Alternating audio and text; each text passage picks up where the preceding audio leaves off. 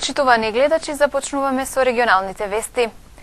Дел од мостовите оштетени за време на поплавата која го зафати Тетовско се уште не се санирани. На мостот во Доброште недостасува цела заштитна ограда. За да пристигнат до училиште, учениците од Доброште мора да поминат по овој незаштитен мост, кој беше оштетен за време на поплавата која го зафати Тетовскиот регион. Невремето целосно не уништи оградата на мостот, каде движењето на пешаците и возилата е ризично. Жителите бараат надлежните да го обезбедат мостот пред да се случи некоја несреќа. Опасно е многу за децата и за коле што иде, народ се сутепа. Ограда. Да се постави ограда. Не треба многу. Децата играјќи по путот, може мало да се потисне, само мало и отидоа доле. А исто и старите. И возрастните. Алта проаѓа, камиони проаѓа. Само една ступалка треба отиде доле. Па тоа не знам што беше ова. Навечер опасно темно. Како не. Темно е многу. Плюс деца и да и се шетаа ноќу појна младината. Не, ова е нешто невидено. Занемарени смо кој е со мостот, кој е со путоите, со све. Под мостот не го очистија од поплавата. Многу е лошо. Скроз за децата е многу лошо што иде у школа. Малечките, првацињата, па и другите не се големи. Тоа е многу лошо. Се уште не се санирани мостовите во Тетово оштетени од поплавата. Од големото невреме кој го зафати Тетовско беше оштетен овој мост на реката Пена. Но санацијата на заштитната ограда се уште не е извршена и опасноста за пешаците кои поменуваат на овој мост е многу голема. Нормално дека треба да се направи. Треба да се заштити, да се уреди. Дете може да падне, му треба за малку работа да остане. Тој не многу, дај многу, ајде да кажем, а малку работа треба да се прави. Од секторот за сообраќај и патишта при општина Тетово изјавија дека не биле запознаени за оштетувањата на мостот на реката Пена. Велат дека ќе ја проверат состојбата и согласно нивните можности ќе извршат санација на мостот. Од општина Теарце пак тврде дека до крајот на годинава ќе се постави заштитна ограда на мостот во Доброште. Отаму не добивме одговор, зошто и по повеќе од 4 месеци се уште не е обезбеден овој инфраструктурен објект. Нова социјалдемократска партија НСДП денес одбележа 10 години од постоењето. Значи, станува збор за партија која веќе постои 10 години на македонската политичка сцена и ја сметаме дека таа веќе е етаблиран политички играч на македонската политичка сцена од едноставни причини што од нејзиното формирање па до денес ние сме парламентарна партија, некојаш повеќе, некојаш помалку пратеници во македонскиот парламент. Ние сме партија која што има респективен број на советници во единиците на локалната самоуправа. Значи сме партија која има можност да влие и на политиката на државно ниво, но и на политиките на единиците на локална самоуправа, на локално ниво.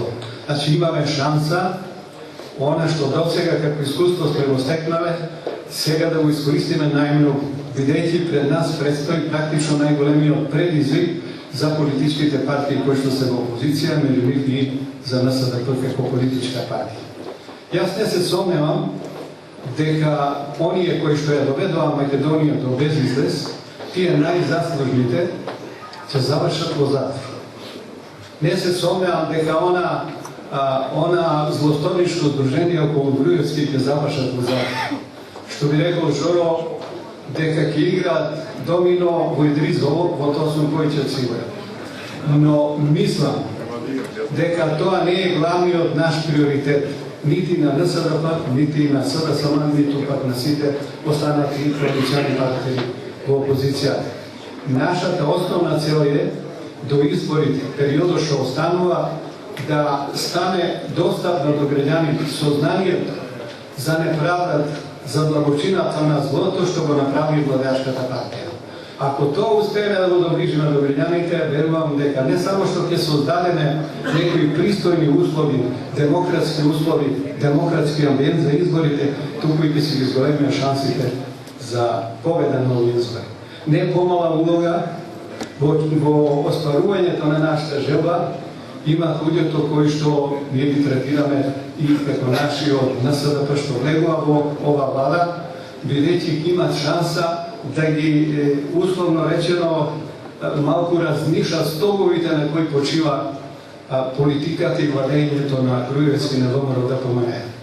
Нашите пријатели од Фокус велат дека тие почиваат на 3 столба нивната политика, нели? На пари, на пендрек и на пропаганда. Сега ние имаме шанса внатре, бидејќи ќе бидат наши луѓе присутни во власта, во извршната власт, таа нивна предност сериозно да ја доведеме во прашање. Имено, доколку министерот за внатрешни, министерката за труд и социјална политика успеат да направат каков таков обид да ги контролират финансиските текови во државата.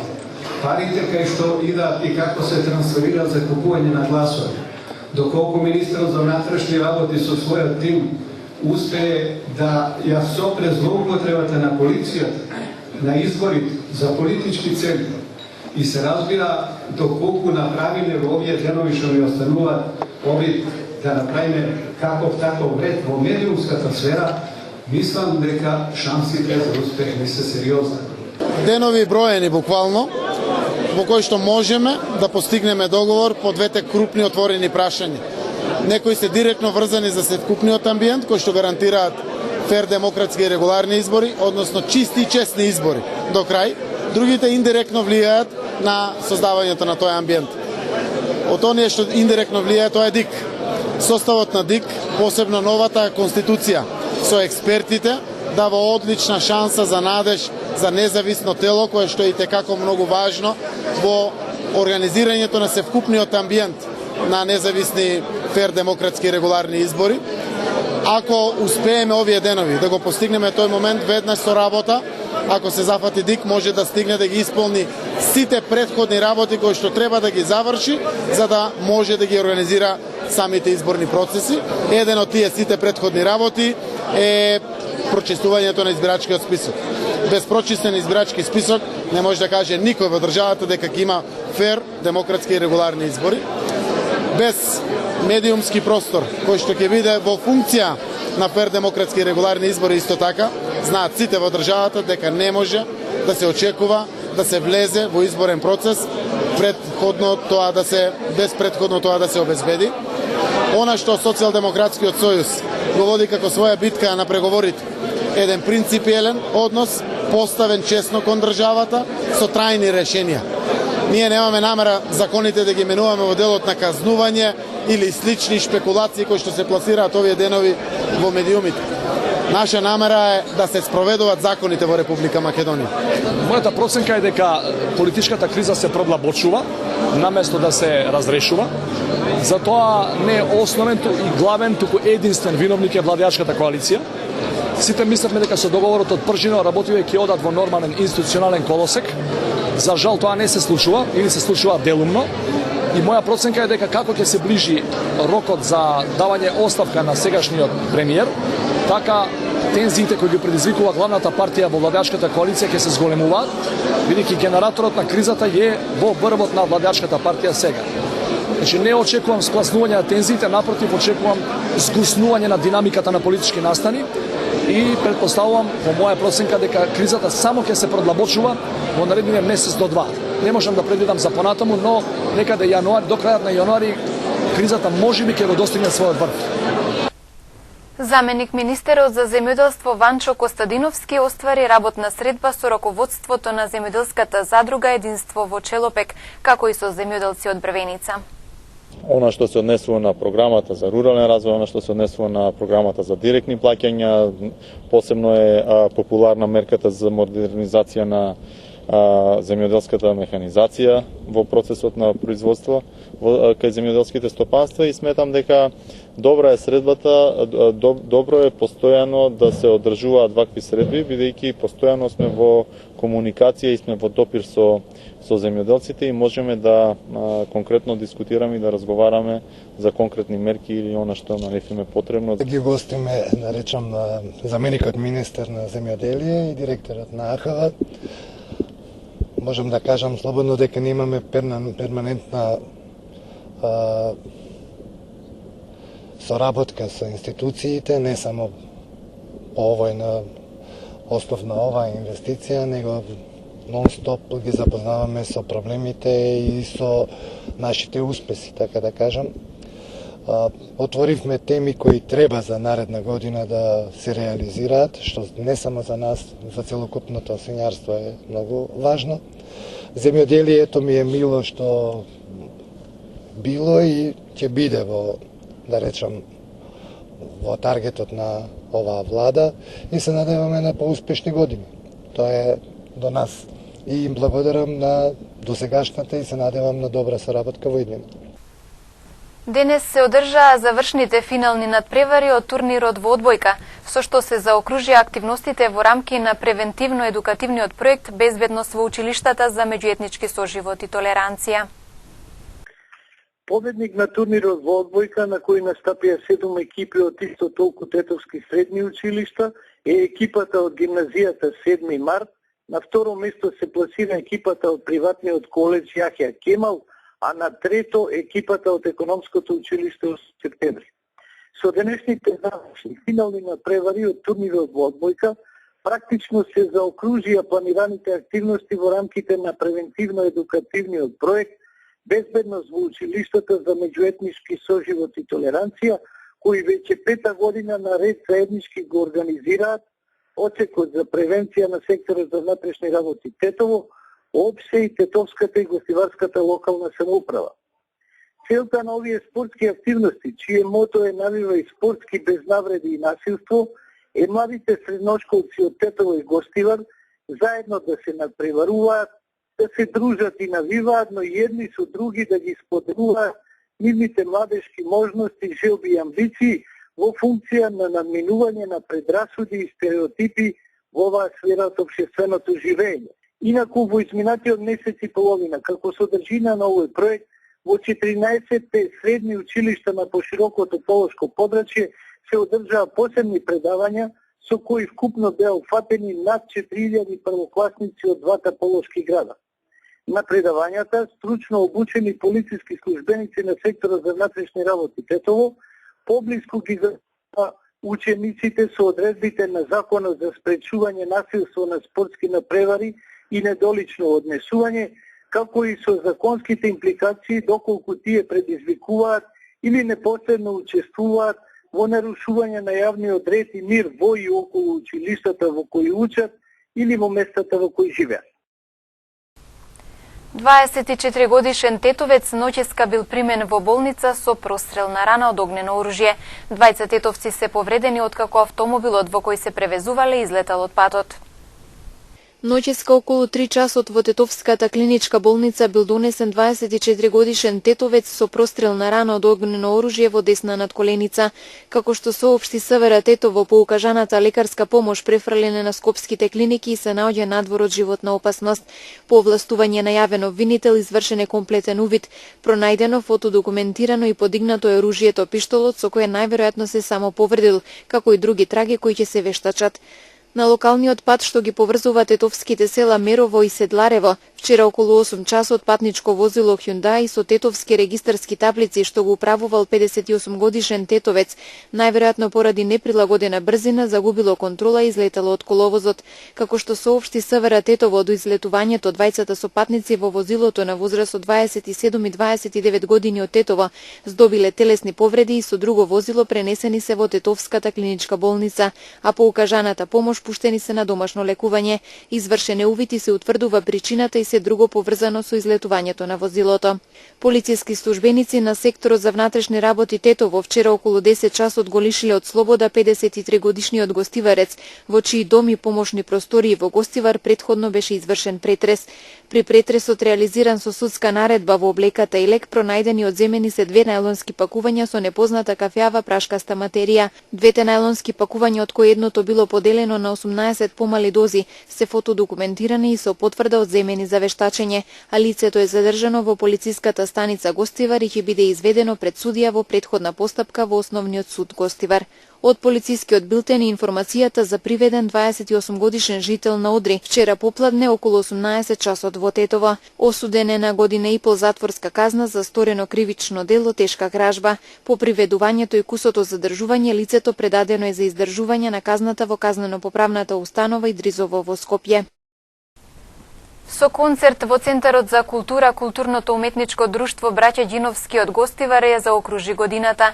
На програмата се најдоа сплет од традиционални македонски ора и народни песни. Со концерт пред домашната публика, културно-уметничкото друштво Браќа Ѓиновски од Гостивар ја заокружи 2015 година во која прослави јубилеј 6,5 децении постоење. Во Центарот за култура вчера вечер играорците, инструменталистите и солистите, членови на друштвото, го освоија вниманието и аплаузот на гостиварци. Ова е 14-ти поред јавно представување во Гостивар, околните места, во Македонски Брод, Тетово, исто така годинова имаме и запазено гостување и учествуваме на меѓународен фолклорен фестивал во Република Бугарија, каде што друштвото на најдостоинствен начин го представи нашиот град и држа на овој фестивал. Годинава друштвото слави редок јубилеј 65 години од своето формирање и во фаза на изготвување на програма за наредната година се надеваме на помош од Министерството за култура на Република Македонија, од локалната самоуправа. Користам приликата да се заблагодарам на сите фирми кои беа спонзори на нашето друштво за реализирање на годинашнива активност. На синокешниот концерт во 70-минутната програма беа изведени сплет од македонски традиционални ора и народни песни.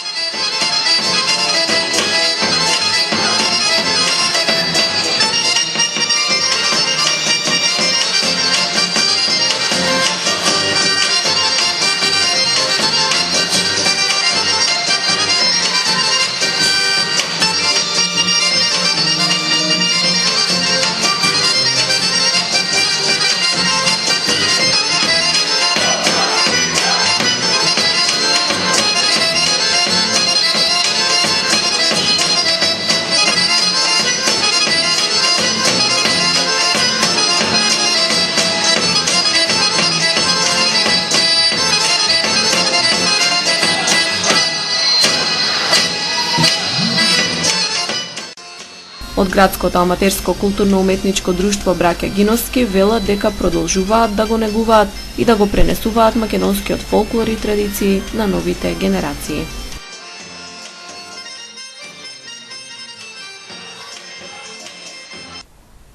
Започна шопинг еуфоријата во трговскиот центар Ремал.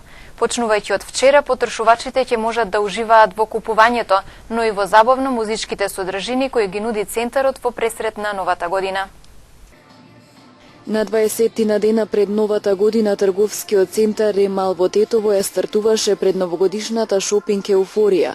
Почнувајќи од вчера, потрошувачите ќе можат да уживаат во купувањето, но и во забавно-музичките содржини кои ги нуди Ремал.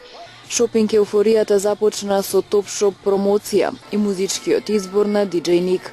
Присутните во Ремал можеа да пробаат од шејковите приготвени со апаратот кој беше промовиран, да ги запознаат неговите квалитети и да купат еден.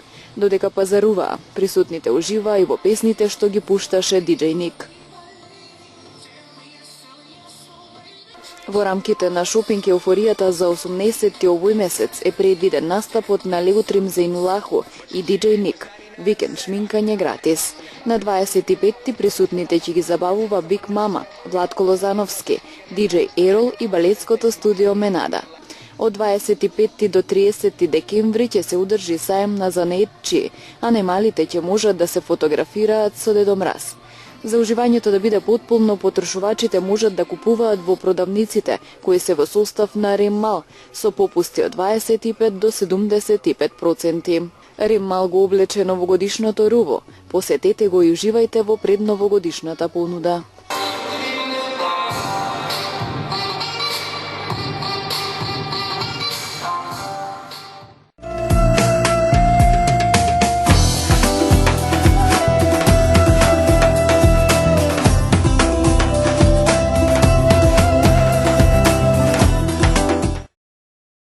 Починато непознато машко лице е пронајдено во базенот на бањата Стриновац во општина Старо Нагоричане. Случајот во СВР Куманово бил пријавен синоќа во 22 часот и 30 минути. Како што соопшти МВР по овластување најавен обвинител, на местото на настанот биле упатени полициски службеници и лекар, при што е констатирано дека се работи за тело на непознато машко лице кој се наоѓало на скалите за влез во базенот, свртено со лице во водата. При првичниот преглед на телото, лекарот утврдил дека на телото не се забележуваат видливи траги на насилство. Увид на местото на настанот извршила екипа на СВР Куманово, а по наредба најавен обвинител, телото кое се уште не е идентификувано, а нема пријава за исчезнато лице, е предадено на обдукција.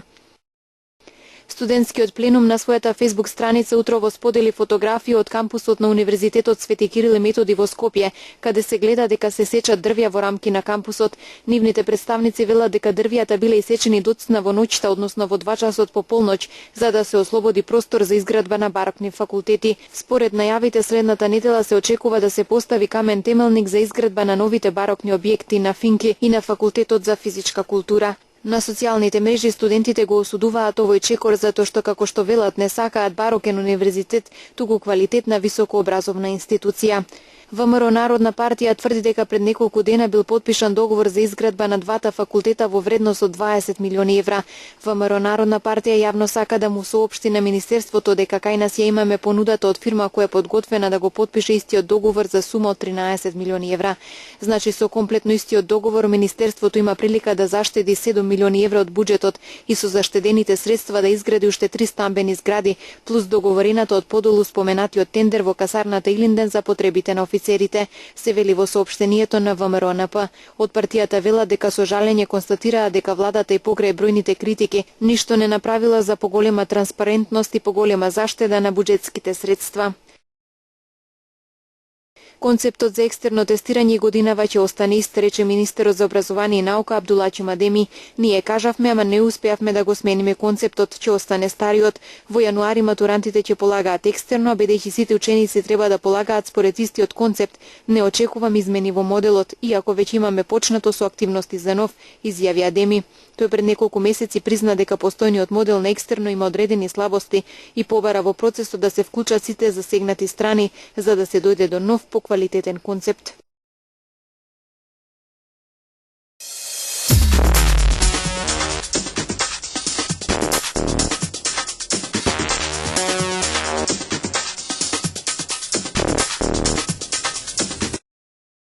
Багдад има природно право да се обрати до Советот за безбедност на Обединетите нации во врска со влезот на турски војници во Ирак, но сепак тоа нема да е искрен потек. Таквото мислење Реджеп Ердоган го изразил во интервју за Ал Джезеира. Ирачкиот премиер Хајдер Ал Абади на 11 декември доделил на Министерството за надворешни работи да депонира во Обединетите нации официјална жалба во врска со турската инвазија. Турските сили навлегоа во ирачки Курдистан на 4 декември. Најмалку 6 лица, меѓу кои 4 афганистанци и 2 шпански полицајци, се убиени во повеќечасовната престрелка меѓу афганистанските сили и талибанци во близина на амбасадата на Шпанија во Кабул. Афганистанските сили спречиле самоубиствен напад во гостинската соба за странци во близина на шпанската амбасада, при што во престрелката и експлозиите се убиени 4 талибански борци. Талибанците нападот во дипломатскиот кварт на Кабул го започнаа синоќа, неколку часа откако председателот на Афганистан Ашраф Гани изрази оптимизам дека мировните преговори со талибанците ќе бидат повторно отворени во следните неколку дена. Полицијата уапси осомничен исламист во Каталонија кој бил баран од Соединетите Американски држави и Интерпол.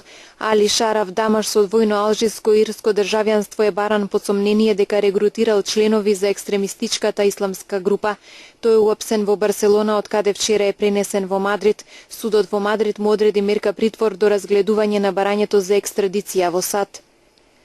Француското председателство на конференцијата на Обединетите нации за климата денеска го представи пред 195 земји учеснички финалниот нацрт за договорот за борба против климатските промени.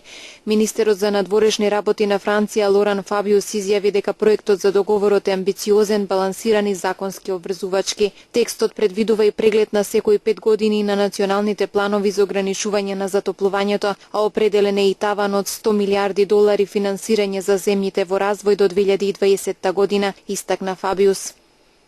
Во Саудиска Арабија денеска се одржуваат први избори на кои право да се кандидираат и да гласаат имат и жените, што е чекор кон намалување на ограничувањата на жените во оваа земја. Според податоците на изборната комисија на Саудиска Арабија, околу 1,5 милиони луѓе постари од 18 години од вкупно 21 милион жители се регистрирале за гласање на денешните локални избори, а меѓу нив 119.000 жени. Мажите и жените сепак ќе гласаат одвоено на гласачките места. Саудиска Арабија е исламска монархија каде на жените е забрането да возат и каде мораат да бидат покриени од глава до пети во јавност. Таа беше последната земја во светот каде само мажите имаа право на глас.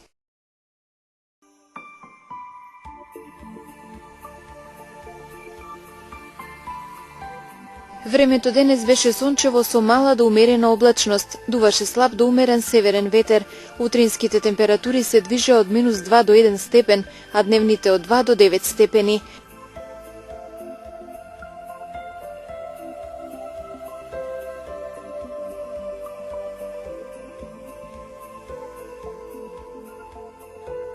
Според метеоролозите, утре не очекува слично време, претежно сончево со мала до умерена облачност.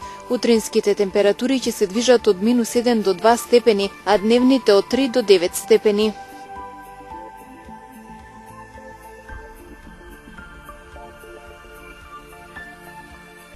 Почитувани гледачи, временската прогноза беше последната содржина од денешните регионални вести. Ви посакувам пријатна вечер.